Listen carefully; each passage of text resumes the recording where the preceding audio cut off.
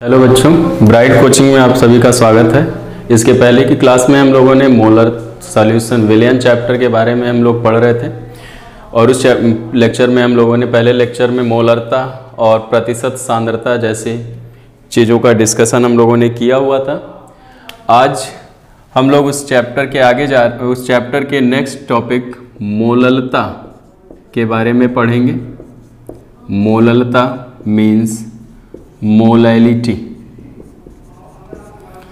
Molality या मोललता जो होता है, मोलरता जो था वो भी मोल की ही बात कर रहा था और मोललता जो है ये भी मोल की ही बात करता है, इसमें भी मोल होता है।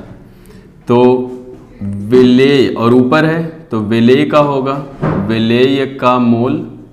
लेकिन यही एक ऐसी सिंगल डेफिनेशन होती है, जितनी भी डेफिनेशन हम लोगों ने अभी तक पढ़ा उसमें सब में नीचे सॉल्यूशन था, लेकिन ये एक ऐसी सिंगल डेफिनेशन है जिसमें नीचे विलयन नहीं बल्कि विलायक होता है। तो मोललता बराबर होगा विलेय का मोल बटे विलायक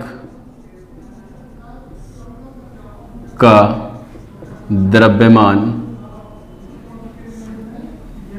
केजी में। क्योंकि मैंने आप लोगों को पहले भी बताया था, या तो आप नीचे जो द्रव्यमान या आयतन लिख रहे हो उसको एमकेएस यूनिट में मतलब लीटर या केजी में ले लो, या फिर आप नीचे अगर ग्राम में लेना चाहते हो तो आपको 1000 से मल्टीप्लाई करना पड़ेगा। फिलहाल मोललता जो होता है ये भी विलेय के मोल की ही बात करता है, लेकिन एक विलायक के स्पेसिफिक विशिष्ट द्रव्यमान में। तो हम ये भी कह सकते हैं अगर विलायक का द्रव्यमान नीचे 1 कर दिया जाए तो उस समय विलेय का मोल जो होगा वही आपकी मोललता कहलाएगी। तो परिभाषा हम ये लिख सकते हैं इसका कि 1 किलोग्राम 1 केजी विलायक में उपस्थित 1 केजी विलायक में उपस्थित 1 केजी विलायक में उपस्थित विलेय के मोलों की संख्या, विलेय के मोलों की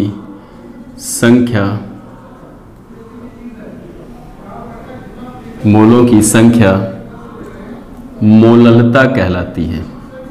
विलेय के मोलों की संख्या मोललता कहलाती है।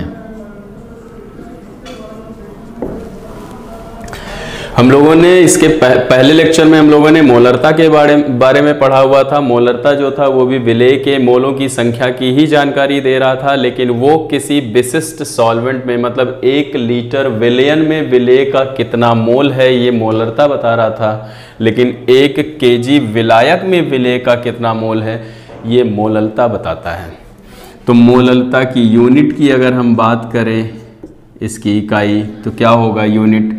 विलेय का मोल बोल रहा है, मोल पर केजी द्रव्यमान में जो विलेय के मोलों की संख्या है वो आपकी मोललता कहलाती है। मोललता को स्मॉल m से रिप्रेजेंट किया जाता है। तो स्मॉल m इक्वल टू विलेय का मोल, मोल मतलब n, विलेय का है तो a बटे, मैंने आपको पहले ही बताया था कि जब भी हम विलेय की बात करेंगे तो a लिखेंगे और जब विलायक की बात करेंगे तो वहाँ पर b लिखेंगे। तो मोल मतलब n, विलेय का है इसलिए a लिख दिए। द्रव्यमान की बात कर रहा है हमने w लिख दिया, विलायक का है इस वजह से b केजी में। हम जानते हैं कि मोल इक्वल टू होता है mass upon molar mass, means mole जो है वो भार अपॉन अणुभार के बराबर होता है। तो जब विलेय के मोल की बात करेंगे तो वो विलेय का द्रव्यमान और विलेय के अणुभार के बराबर होगा। तो मोललता Na की जगह हम लिख सकते हैं WA बटे Ma बटे WB केजी में। तो Ma नीचे आ जाएगा, मीन्स मोललता बराबर हो गया WA बटे Ma गुणे WB इन केजी। अगर हम विलायक का जो द्रव्यमान है उसे ग्राम में रखना चाहते हैं तो हमारा फॉर्मूला नया जो बनेगा वो होगा क्या? WB को अगर हम ग्राम में रखेंगे तो उस समय ऊपर हमें 1000 से गुणा करना पड़ेगा, मीन्स मोललता जो है वो हो जाएगी WA गुणे 1000/ma इंटू WB ग्राम में। अब मोललता के सूत्र में हमें दिखाई दे रहा है कि इसमें आयतन भी नहीं है, दाब भी नहीं है और ताप भी नहीं है। इसका मतलब है कि मोललता जो है, इसका मतलब ये है कि मोललता ताप, दाब व आयतन से, ताप, दाब व आयतन से प्रभावित नहीं होती। ताप, दाब व आयतन से प्रभावित नहीं होती है। इसी वजह से अगर हमसे बोला जाए कि हमें सांद्रता व्यक्त करनी है, और सांद्रता हम मोललता के रूप में भी व्यक्त कर सकते हैं, मोललता के रूप में भी व्यक्त कर सकते हैं। मतलब हम विलेय के मोल को 1 kg विलायक में भी बता सकते हैं और विलेय के मोल को हम 1 लीटर आयतन में भी बता सकते हैं। तो सवाल ये उठता है कि किस में बताना ज़्यादा बेहतर होगा, मोललता के रूप में व्यक्त करना ज़्यादा अच्छा है या फिर सांद्रता को मोललता के रूप में व्यक्त करना ज़्यादा अच्छा होता है। तो देखो, मोलरता हम लोगों ने जब इसके पहले पढ़ा हुआ था तो मोलरता का जो अपना फार्मूला था, मोलरता बराबर था WA गुणे 1000/ma गुणे V इन मिलीलीटर। और हमने अभी जो मोललता पढ़ा हुआ है, नोट में ये विशेष पॉइंट में आप लोग ध्यान रखना, मोललता हम लोगों ने जो पढ़ा है वो है WA गुणे 1000/ma इंटू WB इन ग्राम। मतलब इस जगह से अगर देखें तो मोलरता जो है वो आयतन पर निर्भर करता है, लेकिन मोललता की अगर बात करें तो मोललता ताप, दाब या आयतन किसी भी चीज पर निर्भर नहीं करता है। मोललता जो है वो आपका द्रव्यमान पर निर्भर कर रहा है, मास यानी द्रव्यमान पर निर्भर कर रहा है, विलायक के द्रव्यमान पर, WB पर निर्भर कर रहा है। तो आपको पता है कि अगर ये आयतन पे निर्भर कर रहा है तो आयतन जो है वो ताप पे निर्भर करता है, ताप के डायरेक्टली प्रोपोर्शनल होता है वॉल्यूम। इसका मतलब है कि जैसे जैसे किसी भी विलयन का ताप परिवर्तित होगा वैसे वैसे उसका आयतन भी परिवर्तित हो जाएगा, और आयतन के परिवर्तित होने का मतलब हो गया कि मोलरता उसकी बदल जाएगी। लेकिन मोललता जो है वो विलेय का मोल बताता है किसी विशेष द्रव्यमान में, और द्रव्यमान जो है वो ताप पर निर्भर नहीं करेगा। इसका मतलब ताप बदलने के साथ द्रव्यमान पर कोई फर्क नहीं पड़ता है। मोलरता ताप बदलने से बदल जाएगी, लेकिन मोललता ताप बदलने से नहीं बदलेगी, क्योंकि हमें मालूम है किसी का जो वेट होगा, जो द्रव्यमान होगा, वो गर्मी, ठंडी, बरसात इस तरीके से मौसम चेंज होने की वजह से किसी का वेट नहीं बदलता है। तो इसका मतलब कि मोलरता ताप बदलने से बदल जाएगी, लेकिन मोललता ताप बदलने से नहीं बदलेगी। इसका मतलब है कि सांद्रता को मोललता के रूप में व्यक्त करना ज़्यादा बेहतर होता है और मोलरता के रूप में व्यक्त करना अच्छा नहीं माना जाता है।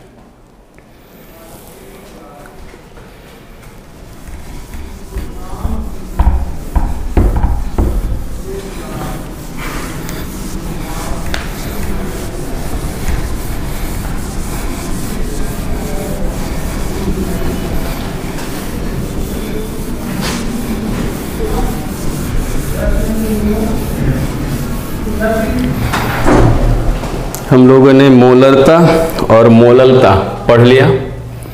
अब आपसे मान लीजिए क्वेश्चन पूछा जाए, क्वेश्चन नंबर 1 आपसे पूछा गया कि ग्लूकोज के, मान लो क्वेश्चन है, ग्लूकोज के 10% ग्लूकोज के 10% जलीय विलयन की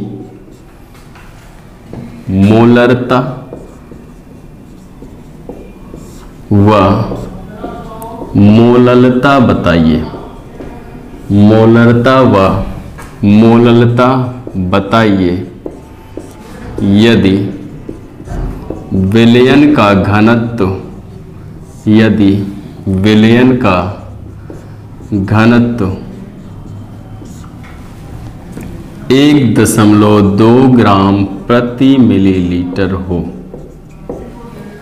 ये आपका क्वेश्चन है।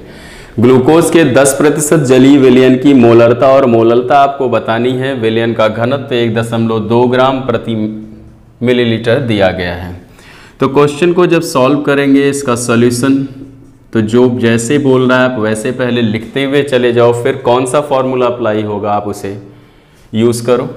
ग्लूकोज की बात बोला, ग्लूकोज को घोला गया है, इसका मतलब है कि जो हमारा Na है मीन्स जो विलेय है वो आपका ग्लूकोज है। ग्लूकोज का मतलब C6H12O6 और मोलर मास आप सभी लोगों को निकालना आता है कि 6 into carbon plus 12 into hydrogen plus 6 into oxygen, और आपको पता है ऑक्सीजन का 16, हाइड्रोजन का 1 और कार्बन का 12 होता है। तो इसे आप जब जोड़ोगे तो मोलर मास आपका 180 आएगा।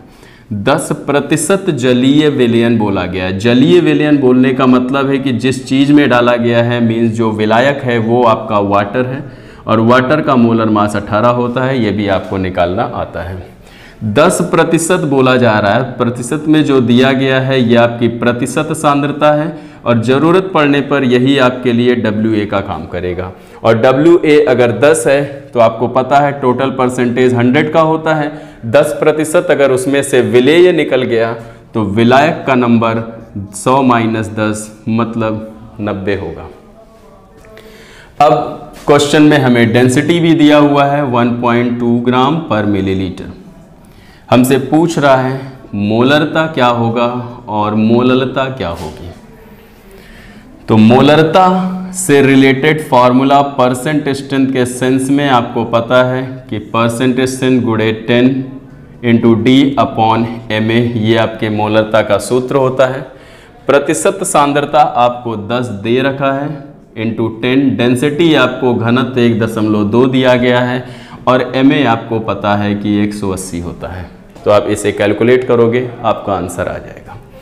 लेकिन मान लो आप इस फॉर्मूले का इस्तेमाल नहीं करना चाहते हो, आपके पास एक जो NCERT का जो फॉर्मूला है सिर्फ वही इस्तेमाल करके आप सवाल करना चाहते हो, तो WA गुणे 1000 बटे Ma इंटू V इन मिलीलीटर, ये आपका फॉर्मूला होगा।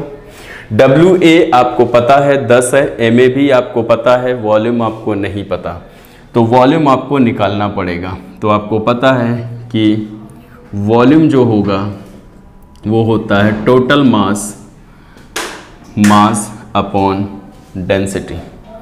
तो टोटल मास आपका कितना है, टोटल मास दिया गया है WA 10 ग्राम है, WB आपका 90 ग्राम है, या परसेंटेज में बात कर रहा है तो जो कुल द्रव्यमान होगा वो आपका हो जाएगा 100 बटे घनत्व आयतन बराबर V equal to W upon D होता है, 100 अपॉन 10 हो जाएगा। ठीक है, देखो इसको फॉर्मूले में ही रख के मान लो यहाँ पर दिया गया WA। अभी फॉर्मूले को हम आगे ब्रेक करते हैं क्योंकि हमें WA पता है, Ma पता है, लेकिन V नहीं पता। आयतन बराबर होता है वॉल्यूम इक्वल टू होता है मास अपॉन डेंसिटी, तो हम यहाँ पर टोटल मास अपॉन डेंसिटी रख देंगे। तो इसका मतलब WA 10 दिया गया है गुणे 1000 बटे Ma आपका 180 दे रखा है।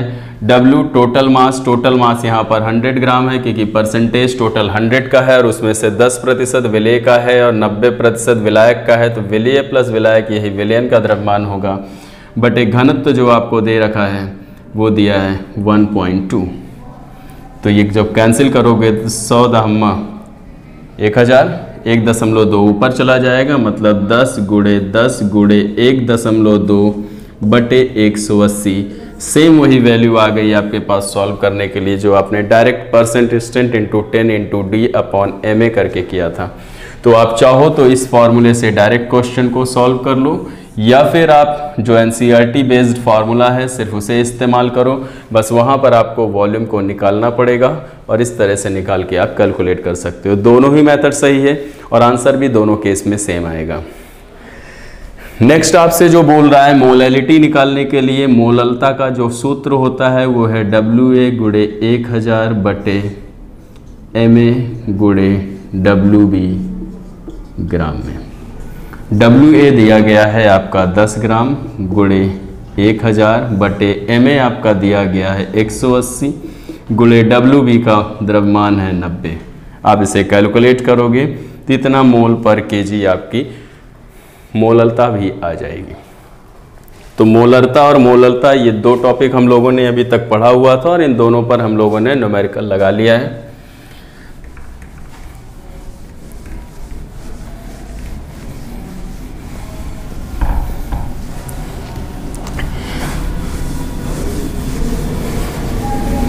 इन दोनों टॉपिक्स पर ही आप लोगों के एनसीईआरटी में भी क्वेश्चन दिए होंगे, तो आप उसे भी देख करके सॉल्व कर सकते हो। और अब नेक्स्ट टॉपिक हमारा जो है हम पढ़ने जा रहे हैं मोल प्रभाज। मोल प्रभाज, जिसको इंग्लिश में कहते हैं मोल फ्रैक्शन। मोल प्रभाज, मोल फ्रैक्शन। देखो, प्रभाज का मतलब हो गया अंश। इसका मतलब किसी के मोल का जो अंश है वो आप बताने जा रहे हो। जैसे मान लो आपसे पूछा गया कि विलेय का, आपसे बोला गया विलेय का मोल प्रभाज। तो सिंपल सी बात है, ये आपसे पूछा जा रहा है कि किसी विलयन में विलेय के मोलों का अंश कितना है। तो विलेय के मोल का अंश कितना है, तो आप क्या करोगे, विलेय का जो मोल है वो लोगे, विलेय का मोल बटे कुल विलयन का मोल, विलयन का मोल। इसी तरह से जब आपसे पूछेगा, बोले कि विलायक का, आपसे बोला विलायक का मोल प्रभाज, तो विलायक के मोल प्रभाज का मतलब विलायक के मोल का अंश विलयन में पूछ रहा है। तो जिसके मोल का अंश पूछ रहा है आप उसका मोल ले लो। तो यहाँ पर हो जाएगा विलायक का मोल बटे कुल विलयन का मोल, विलयन का मोल। इसका मतलब हम इसकी परिभाषा लिख सकते हैं कि मोल प्रभाज, मोल प्रभाज विलयन के, विलयन के, ऐसे करो, विलयन के किसी अवयव, विलयन के किसी घटक के मोलों की संख्या, विलयन के किसी घटक के मोलों की संख्या और विलयन के कुल मोलों की, विलयन के कुल मोलों की संख्या का अनुपात विलयन के उस घटक का, विलयन के उस घटक का मोल प्रभाज कहलाता है। तो विलेय के मोल प्रभाज की बात की है तो विलेय का मोल कुल मोल के रेस्पेक्ट में, विलायक के मोल प्रभाज की बात की है तो हमें विलायक के मोलों का अंश बताना है। तो विलायक का मोल हमने कुल मोल के रेस्पेक्ट में ले लिया। अब हमें ये पता है कि विलयन के मोल बोलने का मतलब है, विलयन का मतलब होता है विलेय प्लस विलायक। तो हम यहाँ पे लिख सकते हैं विलयन के मोल की जगह हम लिख सकते हैं विलेय का मोल प्लस विलायक का मोल, ऐसा तो लिखा जा सकता है। और यहाँ पर आपका बचा विलेय का मोल। ठीक उसी तरह से विलायक के मोल प्रभाज की बात कर रहे हैं तो यहाँ पर ऊपर तो विलायक का मोल है ही, तो हम इसको ऐसे ही लिख दे रहे हैं। यहाँ पर दिया हुआ है विलायक का मोल बटे विलयन का मोल। विलयन का मतलब हो गया कि उसमें विलेय भी होगा और उसमें विलायक भी होगा। तो विलयन के मोल का मतलब हो गया कि विलेय के कुल मोलों की संख्या प्लस विलायक के कुल मोलों की संख्या, विलायक का मोल, कुल मोल। मोल प्रभाज मतलब x रिप्रेजेंटेशन जो है कोई बहुत बड़ा मैटर नहीं होता है, आप किसी भी चीज से आप रिप्रेजेंट कर सकते हो, बस उस चीज को आपको वहां पे मेंशन करना पड़ेगा। जैसे मोल प्रभाज को मैं x या बुक में आपके काई से दिया गया है, आप काई से रिप्रेजेंट कर सकते हो, मैं x से रिप्रेजेंट कर रहा हूं।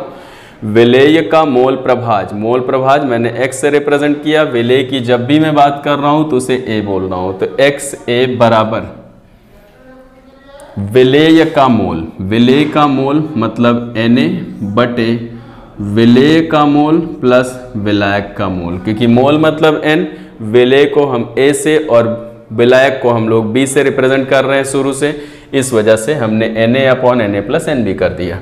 बुक में सिंबल यहाँ पर काई दिया होगा, फिर भी ध्यान रखना आप लोग कि सिंबल से कोई लेना देना नहीं है, क्योंकि आप साइंस साइड के स्टूडेंट हो तो आप सिंबल कोई भी इस्तेमाल कर सकते हो। हाँ, ये बात अलग है कि जनरली कुछ चीज़ के लिए डिसाइडेड सिंबल होता है और आपको वो लिख देने से ही पता चल जाता है, आप उसके बारे में बोलो। जैसे प्रेशर की यूनिट P है तो आप P ही लिखोगे, F लिखोगे तो गलत नहीं होगा, बस आपको वहाँ पे मेंशन करना पड़ेगा where F is a pressure. फिलहाल ये x से हो गया। विलायक के मोल प्रभाज की अगर बात करें तो XB, x मतलब मोल प्रभाज, विलायक की बात कर रहे हैं तो B बराबर है विलायक का मोल मतलब NB बटे विलेय का मोल प्लस विलायक का मोल। तो ये आपका ये हो गया। इक्वेशन फर्स्ट इसे मान लेते हैं, इससे इक्वेशन सेकंड मान लेते हैं। अब अगर हम x से प्लस XB करते हैं तो क्या आएगा? XA की वैल्यू दिया गया है Na upon Na plus NB plus XB की वैल्यू दिया गया है NB upon Na plus NB। तो इनका एलसीएम जो होगा वो आपको पता है, इनका एलसीएम आएगा Na प्लस NB और ऊपर बचेगा Na प्लस NB, ये कैंसिल हो जाएगा। इसका मतलब ये हुआ कि XA प्लस XB की वैल्यू आपकी आ गई 1।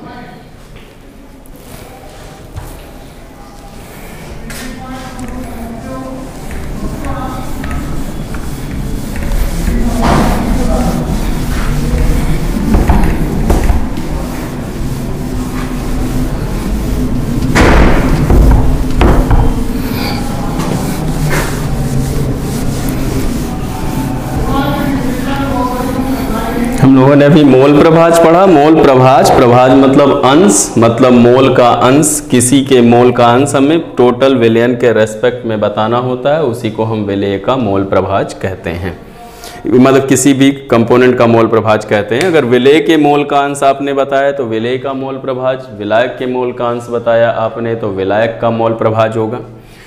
हम लोगों ने फॉर्मूला जो लिखा कि विलेय के मोल प्रभाज की बात कर रहा था तो हमने लिखा x इक्वल टू विलेय का मोल अपॉन टोटल मोल मतलब Na प्लस NB। विलायक के मोल प्रभाज की बात कर रहा था तो विलायक का मोल बटे टोटल मोल मतलब Na प्लस NB हमने किया, और फिर हमने सॉल्व करके देखा कि XA प्लस XB की वैल्यू 1 आ गई। ये इक्वेशन फर्स्ट था, ये इक्वेशन सेकंड था। लेकिन यहाँ Na प्लस NB हम टोटल मोल मान रहे हैं, इसका मतलब हम मान के चल रहे हैं कि वो द्विअंगी सोल्यूशन है, मतलब उसमें केवल 2 घटक ही हैं। अगर 2 से ज़्यादा घटक हो तो मान लो हमने बोला त्रिअंगी विलयन के लिए, त्रिअंगी विलयन के लिए, त्रिअंगी विलयन के लिए तो x से अगर बोलेंगे सिंपल सी बात है कि जिसके मोल प्रभाज की मोल के अंश की बात कर रहे हो उसका मोल बटे टोटल मोल, तो यहाँ पर 3 घटक है तो Na plus NB plus NC हो जाएगा। XB की बात करेंगे तो ये आपका NB बटे Na plus NB plus NC हो जाएगा। XC की बात करेंगे तो C का मोल, क्योंकि C के मोल के अंश की बात कर रहे हैं, upon Na plus NB plus NC हो जाएगा। यहाँ पर फिर हम कब करेंगे XA plus XB plus XC, तो अपने पास सब में एलसीएम आ जाएगा Na plus NB plus NC और ऊपर बचेगा Na plus NB plus NC, cancel हो जाएगा, मतलब आ जाएगा XA plus XB plus XC equal to 1।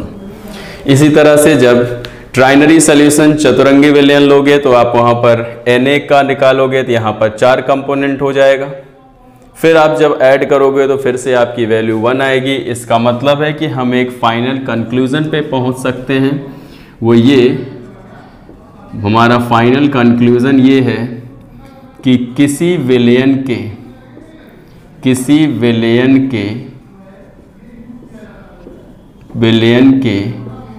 प्रत्येक घटक के मोल प्रभाजों का योग, प्रत्येक घटक के मोल प्रभाजों का योग सदैव 1 आता है। क्योंकि जब 2 कंपोनेंट था तो भी हमने ऐड करके देखा तो 1 आया, 3 घटक थे तो भी ऐड करके हमने देखा 1 आया, 4 घटक होंगे तो भी 1 आएगा। तो कितने भी घटक हों सब की वजह से टोटल मोल फ्रैक्शन किसी विलयन का जो होता है मोल प्रभाज वो हमेशा 1 ही आता है। हम लोग जानते हैं तनु विलयन और सांद्र विलयन होता है। अगर हम तनु विलयन की बात करें तो हमें पता है कि तनु विलयन में विलेय के मोलों की संख्या विलायक के मोलों की संख्या के रेस्पेक्ट में बहुत कम होगा। तो इस तरह से अगर देखा जाए तो समीकरण 1 व 2 से अगर हम बात करें तो Na अगर बहुत कम है तो Na को Nb के साथ जहां रखा गया है वहां पर हम Na को इग्नोर कर सकते हैं। तो समीकरण 1 से अगर देखा जाए तो Xa जो होगा वो आपका Na अपॉन Nb आ जाएगा, क्योंकि Na बहुत कम है इसे इग्नोर कर सकते हैं। सेकेंड इक्वेशन में भी हम लोग Xb इक्वल टू Nb ऊपर लिखा है और जहां Na Nb के साथ है वहां पर हम Na को इग्नोर कर सकते हैं, यानी Nb आ जाएगा। ठीक है, Nb कैंसिल, मतलब यहाँ पे 1 आ गया। अब अगर हम Xa बटे Xb करते हैं तो अपने पास आ जाएगा Na अपॉन Nb, Xa की वैल्यू बटे Xb मतलब 1, means Xa upon Xb equal to आ गया आपका Na अपॉन Nb। और हम जानते हैं कि N जो होता है ये W बटे M होता है, तो Na जो होगा वो WA बटे MA होगा और Nb जो होगा वो आपका WB बटे MB होगा। तो इस फॉर्मूले में अगर हम रखेंगे तो Xa बटे Xb बराबर हो जाएगा WA बटे MA अपॉन WB बटे MB। MA नीचे आ जाएगा और MB ऊपर चला जाएगा, मतलब Xa बटे Xb बराबर आपका आ जाएगा WA गुणे MB बटे WB गुणे MA। MB को इस तरफ ट्रांसफ़र कर दो तो हो जाएगा Xa upon Xb into MB equal to WA upon MA into WB। अगर दोनों तरफ 1000 से गुणा कर दें तो कोई फ़र्क पड़ेगा नहीं, ये तो आपको पता ही है। WA बटे MA इंटू WB दिया गया है। अगर हम इस तरफ भी 1000 से गुणा कर दें और इस तरफ भी 1000 से गुणा कर दें तो कोई फ़र्क तो पड़ेगा नहीं। लेकिन ये वैल्यू जो अब हो गई ये आपका देख लो, WA बटे MA मतलब विलेय का मोल, विलायक के द्रव्यमान में आप बता रहे हो वो मोललता होता है। WA गुणे 1000 बटे MA गुणे WB आप पढ़ चुके हो कि मोललता के बराबर होता है। तो इसका मतलब अपने पास एक फार्मूला आ गया कि मोललता बराबर Xa गुणे 1000 बटे Xb गुणे MB होता है। ये फार्मूला आप याद रखोगे तो मोललता और मोल से रिलेटेड क्वेश्चन आप शॉर्टकट में सॉल्व कर सकते हो, क्योंकि आपको पता है कि Xa की वैल्यू मान लो आपको दे दिया तो आप Xb निकाल सकते हो, क्योंकि Xa प्लस Xb बराबर 1 होता है। जो विलायक दिया रहेगा उसका द्रव्यमान आपको पता ही रहेगा, तो मोललता आप डायरेक्ट कैलकुलेट कर सकते हो किसी एक ही गिवन वैल्यू से, नहीं तो आपको काफ़ी तरह से घूम के सवाल को सॉल्व करना पड़ेगा। ठीक है, तो मोललता और मोल प्रभाज, प्रतिशत सांद्रता, ये सारी चीज़ें हम लोगों ने पढ़ लिया है। आज का लेक्चर यहाँ पे ख़त्म होता है। इस पे आप क्वेश्चन की प्रैक्टिस करना और फिर नेक्स्ट लेक्चर में हम लोग आगे बात करेंगे।